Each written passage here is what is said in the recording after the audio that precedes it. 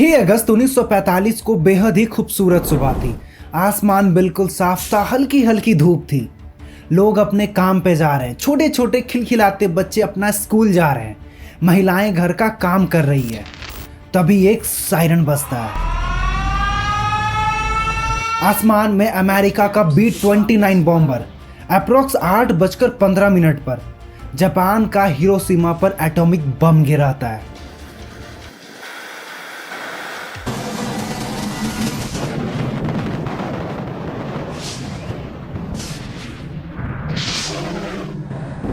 जिसमें अप्रोक्स 70 से 80 हजार लोग मारे जाते हैं। हिरोशिमा का 30% पॉपुलेशन इंस्टेंट खत्म हो जाता है क्योंकि 15,000 टन TNT बॉम्ब का यूज किया गया था। और 3 दिन के बाद यानी 9 अगस्त को अमेरिका फिर से बॉम्ब गिराता है। इस बार हिरोशिमा पर नहीं, नागासाकी पर, जिसमें अप्रोक्स 40,000 लोग मारे जाते हैं। आज की इस वीडियो में हम समझने की कोशिश करते हैं कि आखिर क्या कारण रहे होंगे कि अमेरिका ने इतना बड़ा डिसीजन लिया। तो कहानी शुरू होती है लेट 1800 में, जब जापान दूसरे कंट्री को कॉलोनाइज करना शुरू करता है। जिस तरह से फ्रांस, डच, ब्रिटिश दूसरे देशों को कब्जा कर रहे थे, उसी प्रकार जापान भी करने लगता है। भारत जैसे ब्रिटिश एम्पायर का हिस्सा था, ऐसे ही पैसिफिक ओशियन के कई सारे island countries, Thailand, Korea, Taiwan, Vietnam, Hong Kong, Cambodia, Laos, Philippines, Malaysia, even कि चाइना का भी कुछ एरिया 1942 तक जापान के कब्जे में था। 1931 में जापान मंचूरिया पे कब्जा कर लेता है, जो नॉर्थ चाइना में था, और एक माइंडसेट बना लेता है कि पूरे चाइना को कब्जा करना है। जापान एक ग्रेटेस्ट एशिया का सपना देखता है और 1937 में एक फुल स्केल वॉर घोषित कर देता है चाइना के अगेंस्ट। बट 1937 की इस वॉर को काफी ज्यादा क्रिटिसाइज किया गया था लीग ऑफ नेशन में। अब यहाँ पे चाइना डिमांड करता है अमेरिका से कि आप जापान पर कुछ सैंक्शन लगाइए, आप कुछ स्टेप लीजिए। तो क्या होता है कि पहला एम्बार्गो 1939 में लगता है जापान पर, और अमेरिका जापान को स्टील और कॉपर सप्लाई करना बंद कर देता है। इससे जापान को ज़्यादा कुछ फर्क नहीं पड़ता क्योंकि इस समय तक जापान इंडस्ट्री वगैरह डेवलप कर चुका था और अपना एक्सपेंशन जारी रखता है। अमेरिका ने ये सोचकर सैंक्शन लगाया कि शायद इससे कुछ बात बन जाएगी, पर कुछ खास नहीं हुआ। लेकिन 1941 तक जब सिचुएशन ज़्यादा खराब होने लगा तो अमेरिका दूसरा एम्बार्गो लगाता है जापान पर। जापान को ऑयल सप्लाई करना बंद कर देता है।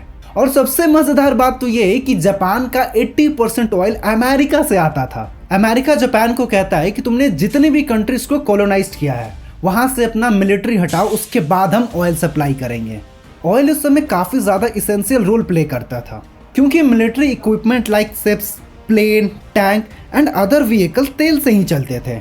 इवन कि जिस फैक्ट्री में एयरक्राफ्ट वगैरह बनते थे, उस फैक्ट्री को चलाने के लिए भी ऑयल की जरूरत पड़ती थी क्योंकि इलेक्ट्रिसिटी ऑयल से ही जनरेट होता था। जापान लगातार वॉर जीतते आ रहा था, like first Sino Japanese war, Russo Japanese war, world war 1, second Sino Japanese war. तो जापान एक अलग ही एटीट्यूड में था। उसको लगने लगा था कि मैं काफी ज्यादा पावरफुल हूँ, मुझे कोई हरा नहीं सकता। और अगर जापान अमेरिका का बात मान लेता, मतलब जितने भी कंट्रीज को कॉलोनाइज किया था वहां से अपना मिलिट्री को हटा ले, तो ऐसे में तो जापान का जो सपना था ग्रेटेस्ट एशिया का, वो तो टूट जाता। तो जापान अमेरिका से कहता है कि तू भाड़ में जा, मैं ऑयल का इंतजाम खुद कर लूंगा। क्योंकि जापान को एक चीज पहले से पता था कि साउथ ईस्ट एशिया में यानी डच ईस्ट इंडीज में, जो आज इंडोनेशिया है, वहां पे काफी सारा ऑयल रिजर्व रखा हुआ है। बट प्रॉब्लम ये था कि सारे आइलैंड और कंट्रीज को डच और ब्रिटिश कॉलोनाइज कर रखे थे, और ये दोनों कंट्री अमेरिका के अच्छे दोस्त थे। मतलब इन पे हमला करने का मतलब है कि अमेरिका को अपना दुश्मन बनाना। और जापान को यह भी पता था कि अगर वो अमेरिका से लड़ते हैं और युद्ध अगर ज्यादा दिन तक होती है तो वो हार जाएंगे। लेकिन क्यों ना अगर हम चुपके से पर्ल हार्बर पर अटैक कर दें, जो अमेरिका का सबसे बड़ा नेवी बेस था। अमेरिका का most of important ships, aircraft वगैरह वहीं पे शिफ्ट थे। इससे क्या होगा कि एक तो अमेरिका कमजोर हो जाएगा और दूसरा जो हमारा एक्सपेंशन पॉलिसी था वो भी कंटिन्यू रहेगा।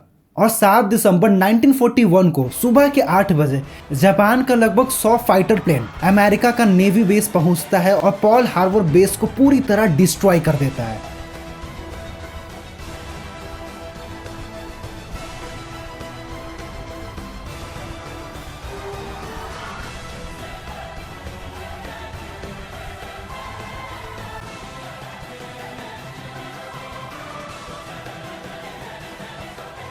जिसमें 20 नेवल बेसल, 8 बैटलशिप, 300 एयरप्लेन्स, अप्रॉक्स 2400 लोग और 1000 लोग इंजर्ड हो जाते हैं। और इस घटना के बाद जो अमेरिका वर्ल्ड वॉर 2 में इन्वॉल्व नहीं होना चाहता था, वो वॉर डिक्लेयर कर देता है जापान के अगेंस्ट, और वर्ल्ड वॉर 2 में अमेरिका की एंट्री होती है।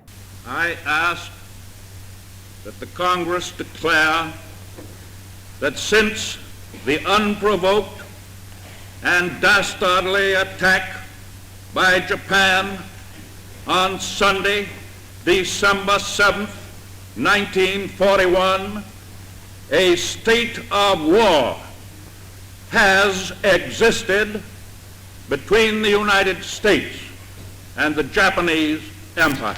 थोड़ा सा पीछे कह के हम काफी ज्यादा पीछे चले गए। खैर, पास जाना बेहद जरूरी था। 30 अप्रैल 1945 को यूरोप में वर्ल्ड वॉर 2 का आखिरी दिन था, क्योंकि हिटलर न्यूरमबर्ग और हैम्बर्ग हार जाता है अमेरिका और यूके से, और जर्मनी के कैपिटल बर्लिन को सोवियत यूनियन चारों तरफ से घेर लेते हैं। जर्मनी की हार के डर से एडॉल्फ हिटलर अपने ही बंकर में 50 फीट नीचे खुद को गोली मारकर सुसाइड कर लेता है, और 7 मई 1945 को जर्मनी अमेरिका के सामने सरेंडर करता है और यूरोप में वर्ल्ड वॉर 2 की समाप्ति होती है। वर्ल्ड वॉर 2 बेसिकली 2 ग्रुप में डिवाइडेड था। एक था एलाइड पावर्स और दूसरा था एक्सिस पावर्स। एलाइड पावर में United state, United kingdom, Soviet union, China और फ्रांस था, और एक्सिस पावर में जर्मनी, इटली और जापान था। जर्मनी और इटली तो खुद को सरेंडर कर चुके थे, तो बस बचा था तो अब जापान। तो क्या होता है कि यूएस के प्रेसिडेंट हैरी एस ट्रूमन 19 मई से 1 जून तक 5 मीटिंग करते हैं, जिसमें ये डिसाइड करते हैं कि जापान पर एटॉमिक बम गिराया जाएगा। 25 जुलाई को जनरल थॉमस और यूएस की मिलिट्री हिरोशिमा, कोकुरा, निगाटा और नागासाकी को चुनती है बॉम्बिंग के लिए। इवन अमेरिका जापान को फिर से सरेंडर करने के लिए कहता है, उसे लास्ट वार्निंग देता है, लेकिन जापान नहीं मानता है। और 6 अगस्त 1945 सुबह के तकरीबन 7 बजे जापानी सेना को रडार पर एक अमेरिकन फाइटर प्लेन दिखता है और हिरोशिमा में चारों तरफ सायरन बजने लगते हैं। इवन जापान अगर चाहता तो अमेरिका के फाइटर प्लेन को रोक सकता था, बट 1945 आते आते जापान का इकोनॉमी काफी ज्यादा खराब हो चुका था। उसके पास इतना भी फ्यूल नहीं था कि वो अपने फाइटर प्लेन को उड़ा सके। एक्चुअली में अमेरिका का फाइटर प्लेन बॉम्ब गिराने नहीं बल्कि उस जगह का जायजा लेने आता है। जापानी अथॉरिटी को लगा शायद ये नॉर्मल प्लेन होगा, तो इसे इग्नोर कर देती है। जापान का उस समय जो स्थिति था, आप इससे इमेजिन कर सकते हो कि सड़कों पर एक भी पर्सनल गाड़ियां नहीं चलती थी, सिर्फ और सिर्फ मिलिट्री व्हीकल्स ही चलते थे। लेकिन थोड़ी ही देर बाद 8 बजे साउथ से फिर प्लेन आता है। इन्हें लगा कि ये फिर से स्थिति का जायजा लेने आ रहे हैं, फिर ये चले जाएंगे। लेकिन इन्हें क्या पता था कि ये इनका मौत है, इन सब का काल है। ये एक B-29 बॉम्बर प्लेन था जिसे मेजर थॉमस फेरबी उड़ा रहे थे, और ठीक 8:15 पर लिटिल बॉय नाम का 4 टनीय एटॉमिक बम नागासाकी पर गिरता है। लिटिल बॉय को 1900 फीट ऊंचाई तक उतरने में 45 सेकंड का समय लगता है, और बम फटने के करीब 1 सेकंड के बाद हिरोशिमा का तापमान 7000 डिग्री सेल्सियस हो जाता है, क्योंकि 15000 TNT बम का इस्तेमाल किया गया था। मानो धरती पर एक सूरज और आ गया हो। जिस जगह पर यह फटा था उसके 15 किलोमीटर के रेडियस में घरों के शीशे चकनाचूर हो गए।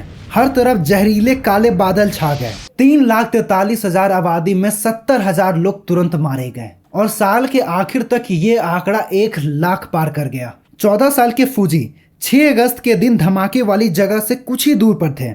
ये कहते हैं, मैं सुबह अपनी माँ के साथ नाश्ता कर रहा था, तभी मैंने देखा कि एक प्लेन से एक छोटी सी बॉल जमीन की तरफ बढ़ रही है। जैसे जैसे वो जमीन की ओर बढ़ रहा था, हमें समझ में आ गया कि ये एक बॉम्ब है। लेकिन ये सब इतना जल्दी हुआ कि हमें भागने तक का भी मौका नहीं मिला, और एक जोर का धमाका हुआ बेहद ही तेज रोशनी के साथ, जिसमें मैं अंधा हो गया, और जमीन इतनी जोर से हिली कि मानो धरती फट गई हो, और मैं दूर जाकर पटकाया। और जब मैं उठने की कोशिश करता हूं तो मुझे एहसास हुआ कि मेरी एक तरफ की हाथ बस एक मांस का टुकड़ा बनकर रह गया है। उस तेज रोशनी में मेरे हाथ जल गए थे। वो कहते हैं कि जिंदा लोगों से अच्छी किस्मत मरने वालों की थी। कम से कम उन्होंने ये मंजर तो नहीं देखा। किसी का हाथ जल गया, किसी का पैर जल गया, किसी का पूरा आधा हिस्सा जल गया। हर तरफ सिर्फ खून ही खून थे।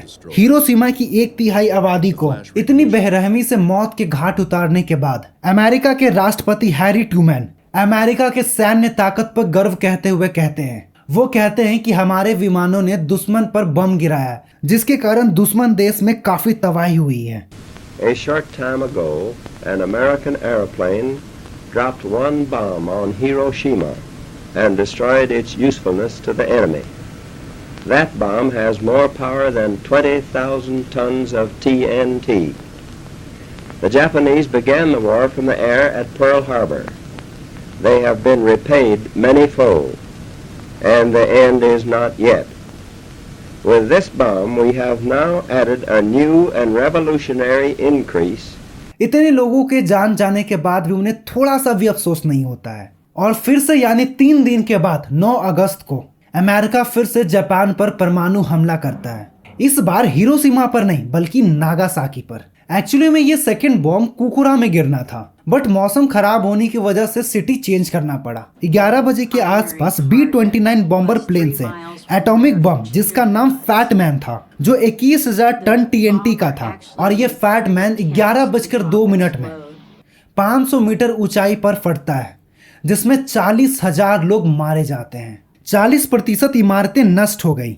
बम का इम्पैक्ट कितना ज्यादा खतरनाक होगा आप खुद इमेजिन करके देखो। और अमेरिका के प्रेसिडेंट अपने देश को फिर एक बार संबोधित करते हैं। वो कहते हैं कि अगर अभी भी जापान खुद को सरेंडर नहीं करता है तो हम और हमले करेंगे। जाहिर सी बात है कि अगर किसी भी देश में इतना खतरनाक हमला होगा तो वो तो खुद को सरेंडर कर ही देगा। और 10 अगस्त को जापान अमेरिका के सामने सरेंडर करता है और यहीं पे वर्ल्ड वॉर 2 टोटली समाप्त हो जाता है। मैं सोचता हूँ कि क्या मिला वर्ल्ड वॉर 1 वर्ल्ड वॉर 2 करके। दुश्मनी 2 पॉलिटिशियंस की होती है, 2 लीडर्स की होती है, बट पीसती है आम निर्दोष जनता। मैं सिर्फ अमेरिका और जापान वॉर पे ही नहीं कह रहा हूँ। Russia Ukraine war, Israel war, Iran war, दोनों देशों के प्रेसिडेंट मस्त AC लगाकर घरों में बैठे हैं। लड़ता है सोल्जर और मरता है एक इंसान। एटॉमिक बम के बाद जो जापान पर इम्पैक्ट पड़ा, वो खुद को कैसे रीडेवलप किया, उसके लिए मैं एक नया वीडियो लाने की कोशिश करूंगा, क्योंकि ये वीडियो काफ़ी लंबी हो गई है। और आशा करता हूँ कि वीडियो आपको इन्फॉर्मेटिव लगी हो। और वीडियो देखने के लिए आपका दिल से शुक्रिया।